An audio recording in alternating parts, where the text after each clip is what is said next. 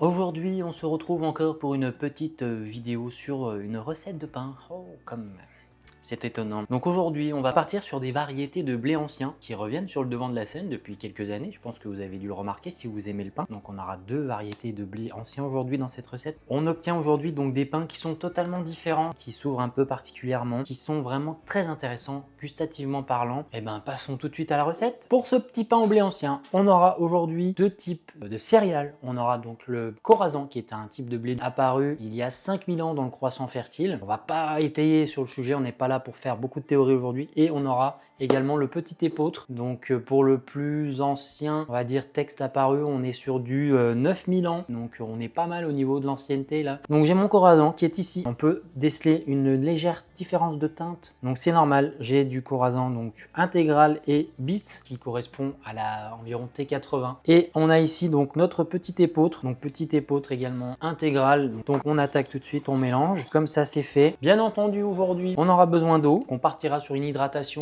d'environ 74-75%, qui est somme toute pas trop mal. On aura également aujourd'hui donc fleur de sel de Guérande, voilà. Donc comme d'habitude, un sel plus complet, un sel bien meilleur qu'un sel fin. Et bien entendu, on a donc un levain de blé complet et T80 qui fait son petit bonhomme de chemin. Si on regarde un petit peu son activité, et ben on peut voir qu'il est en pleine bourre. Il n'est pas encore prêt, vous allez comprendre très vite pourquoi. Il va avoir besoin d'encore une bonne heure. Je vais donc chauffer mon eau aujourd'hui à 32-33 degrés. Il fait dans la cuisine 19 degrés. On a une température pour donner un titre négatif extérieur de 6 degrés. Il pleut, on est plus humide que d'habitude. Ça peut être à prendre en compte. L'eau est à température, elle est à 33,2. Mon eau est prête, mes farines sont mélangées. On verse l'eau. Pareil, si vous n'êtes pas sûr, en fonction du coup de votre farine, vous n'êtes pas obligé de mettre toute l'eau d'un coup. Donc vous pouvez y aller en deux fois, donc garder un petit 40-50 grammes. Et bien entendu, aujourd'hui, on mélange du coup avec cette fameuse cuillère que vous avez l'habitude de voir sur la chaîne. Mais vous pouvez faire ça également au batteur. Juste phrasage tout simple. Donc vraiment 2 minutes, le temps que les ingrédients soient bien mélangés. Hop, une fois que la cuillère a fait son travail, je vais prendre le relais à la main. Je profite également, hop, de ce moment-là pour venir racler les bords. Et là, je pourrais me dire un petit peu que ma pâte est peut-être un tout petit peu ferme. Pour être précis, je vais venir rajouter une lichette et terminer mon phrasage pour mon autolyse. Voilà, comme d'habitude, on peut humidifier un petit peu la pâte pour éviter qu'elle ne croûte. C'est un détail, mais ça a son importance. Et bien entendu, on couvre le pâton. Notre pâte va maintenant reposer 1 heure, mais avant d'aller se détendre un petit peu pendant cette petite heure, on va s'occuper de notre ami le sel. Et pour l'aider à se dissoudre, je vais incorporer entre 2 et 3 fois son poids. Et voilà, on se retrouve dans 1 heure pour l'incorporation du levain et du sel. On retire notre petit torchon. On peut regarder tout doucement notre petit sel. Pétrissage à la mano. On incorpore le sel qui s'est légèrement dissous. Il va continuer à se dissoudre de lui-même. On va également peser ce beau petit levain. Je mets mon levain de côté. Je pense à le renourrir avant de le mettre au frigo. Très important pour réinitialiser la courbe de fermentation. Sinon, il va continuer à fermenter. On vient et on effectue donc du coup ce pétrissage qui va durer somme toute 2 minutes à tout casser. Car en pétrissant à la main, ce qu'on veut, c'est ne pas surtravailler le gluten. On vient du coup travailler la pâte, on vient lui donner de la force, même si c'est pas de façon mécanique. L'autolyse permet de voir si la pâte va se relâcher ou non, si on a eu le bon taux d'hydratation. Donc c'est une étape qui est très importante pour la qualité plastique finale et le rendu du pain. Pétrissage terminé, on vient en corne, très important. Voilà. Tout simplement comme d'habitude, on vient, on couvre et maintenant on va observer donc 3 rabats à intervalle de 40-45 minutes. À tout de suite pour vous et puis dans 45 minutes pour nous. On a une pâte à 23 degrés, elle était légèrement au-dessus de 24, même presque 25 à l'autolyse. 1 heure plus tard, elle s'est retrouvée aux alentours de 24 et elle est désormais à 23. Cette température de 19 degrés dans la cuisine joue fortement. Je prends donc un petit ramequin tout simple avec de l'eau, tirée avant utilisation 1 heure du robinet ou filtrée. Je me mouille la main, je viens tout simplement comme d'habitude. Donc je peux venir préalablement tester un petit peu l'élasticité de la pâte. On voit qu'elle est bien meilleure que tout à l'heure. Et d'extérieur vers l'intérieur, je viens, hop, je rabats. Je fais tout le tour de mon pain. Ça va me prendre environ 4 à 6 fois. Hop. Et hop, une dernière fois. Et une fois qu'on a fait le tour du pain, on vient, on verrouille en retournant le pain donc sur lui-même. Et pour terminer, hop, on recouvre le pain pour 45 minutes supplémentaires. Du coup, tout de suite pour vous, 45 minutes pour nous. Ce passage-là sera beaucoup plus rapide, je ne parlerai pas.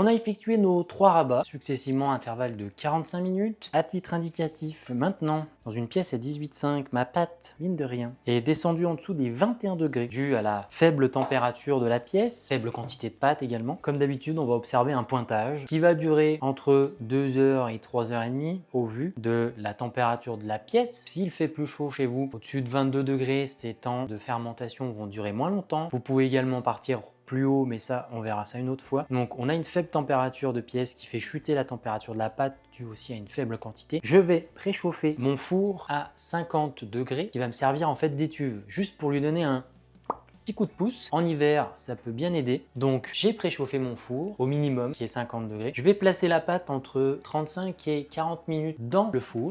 On va du coup donner un petit coup de pouce à cette pâte, ça nous permet de voir également d'autres types de processus, donc ça va être très intéressant, c'est ce que vous pouvez faire s'il fait froid chez vous. On se retrouve donc environ 2h30, 3h et on passera après au façonnage après le pointage. Notre pâte à pain a pointé pendant 2h30, dont 45 minutes en étuve dans le four, ça lui a fait grandement du bien. Elle est repassée au-dessus des 24,5 en degrés Celsius, donc ça a permis de la réchauffer et du coup d'avoir une pâte qui a fermenté convenablement sans prendre excessivement de temps. Si vous ne voulez pas utiliser d'étuve, laissez-lui le temps de faire son petit bout de chemin, de lever. On va maintenant procéder donc à la mise en forme du pain, donc qui est un pré-façonnage. Je vais me munir d'un tamis et mettre de la farine sur mon pâton.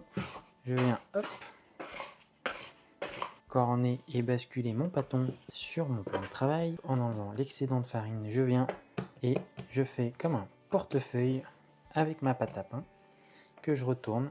Je laisse reposer ma pâte 15 minutes et on se revoit après ces petites 15 minutes pour le façonnage final. Le temps de repos est effectué, c'est pas trop affaissé, il a fermenté, il fermente toujours. On prend et avant de commencer le façonnage, on farine notre bâton, on le met de côté pour l'instant. À l'aide d'une corne, on retourne notre pâton, on le débarrasse de sa farine superflue. On vient une première fois, une deuxième fois aux 2/3 de l'autre côté. On retourne, hop, on revient encore aux 2/3 et cette fois-ci, hop,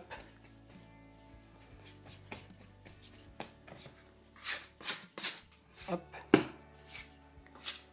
on se munit de notre bâton avec la corne, on vient et on retourne. Le pain est dans son bâton. On le couvre. Maintenant que le pain est façonné, on va pouvoir le basculer pour la nuit au frigo. On va observer donc un après dernière période de fermentation de au moins 8 heures. On se retrouve tout de suite pour vous et puis du coup à tout à l'heure après une bonne nuit de sommeil pour nous. Il est le matin. On va dorénavant regarder notre petit pain. Il a passé toute la nuit au frigo environ un bon 10 heures. Il a fait son petit bout de chemin pour arrêter ensuite sa course de fermentation. Le four a été préchauffé à 250 degrés, chaleur maximum qu'il peut atteindre à la maison. Il va être ensuite mis en mode pain à 225 degrés. Donc pour l'enfournement, il va avoir besoin d'un petit peu d'eau pour créer de la vapeur, très important, d'une lame de boulanger. Un de ces deux modèles fera parfaitement l'affaire. Aujourd'hui, je vais vous montrer avec celui-ci, on avait plutôt l'habitude de l'autre. Et pour enfourner en toute sécurité, je vais avoir besoin d'un papier cuisson avec une petite planche. Je prends mon papier que je maintiens et je prends mon pain, je retourne. N'ayez pas peur, c'est un pain au levain, donc on prend la lame et d'un geste assuré, hop, on vient et on coupe. Si vous êtes gaucher, c'est la même chose, mais de l'autre côté. Voilà, on est prêt à enfourner. Notre verre d'eau est à côté du four. On ouvre, on essaye d'être rapide. On balance, on règle le minuteur pour 40 minutes.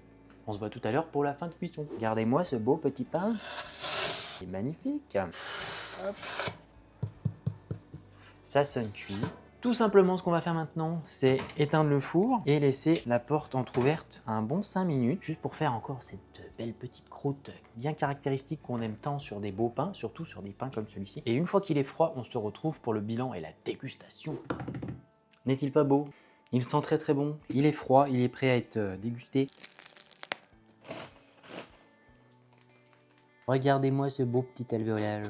Alors il est encore un peu chaud, hein, je le sens, surtout au niveau du centre. Mais on a donc un alvéolage très caractéristique de ce genre de pain. Donc qui est un peu plus serré, comme je disais en introduction. Mais c'est très caractéristique de ce genre de pain. Donc ne prenez pas peur. À l'odeur, c'est magnifique. Hein. Ça a vraiment des petites notes subtiles et un caractère vraiment plus intéressant que je dirais, que moi qui me plaît plus que les pains blancs. La croûte, eh ben, elle parle d'elle-même. Hein, très, très belle couleur caramel. Elle croustille très très bien, on l'a entendu. Hein.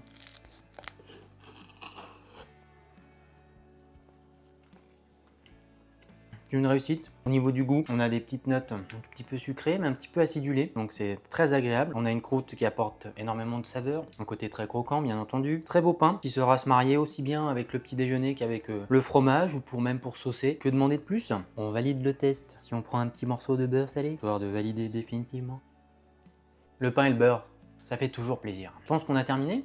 Si vous avez des questions, des interrogations sur quoi que ce soit, les commentaires sont là pour ça, j'y répondrai avec plaisir. En attendant, moi je vous dis prenez soin de vous, amusez-vous bien en tout cas avec cette recette, et puis on se retrouve très bientôt pour une prochaine vidéo. Voilà, moi je vais terminer ma tartine. Allez, ciao ciao!